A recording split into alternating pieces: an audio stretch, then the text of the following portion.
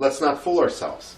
Khalistani Nijjar was not simply a plumber, any more than Osama bin Laden was a construction engineer. Now, there has been some reporting about, how weeks before the world leaders were to meet in Delhi, Canada did approach its allies to jointly raise this issue at the summit. Do you think there was some kind of a discussion like that and, the allies stepped back and didn't do that? Well, as a former consumer of intelligence, I can say that oftentimes the intelligence we see, whether it's a telephone intercept or something else, isn't as black and white, isn't as cut and dry as oftentimes politicians want it to become. I mean, certainly that was the case with regard to the Iraq War.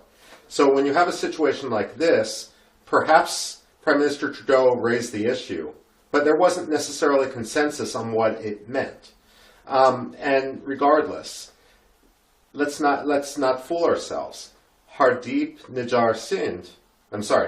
Let's not fool ourselves.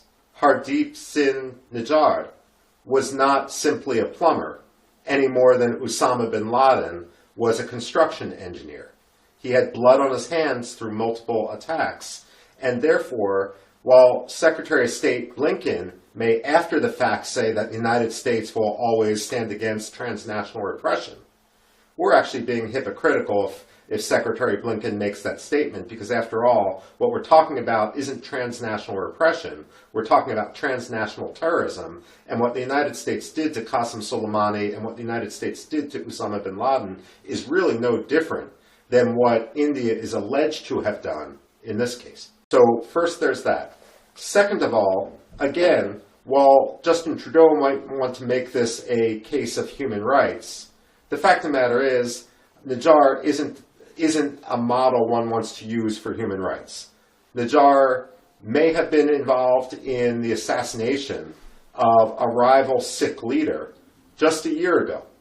At the same time, he has blood on his hands through multiple attacks. He entered Canada with a fraudulent passport. And the fact of the matter is, this is no Mother Teresa we're talking about.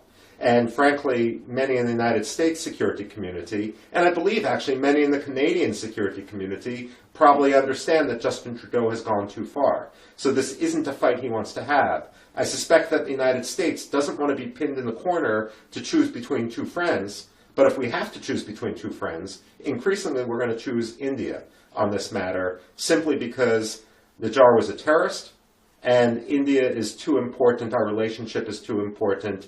Justin Trudeau probably isn't long for the Canadian premiership, and then we can rebuild the relationship after he's gone.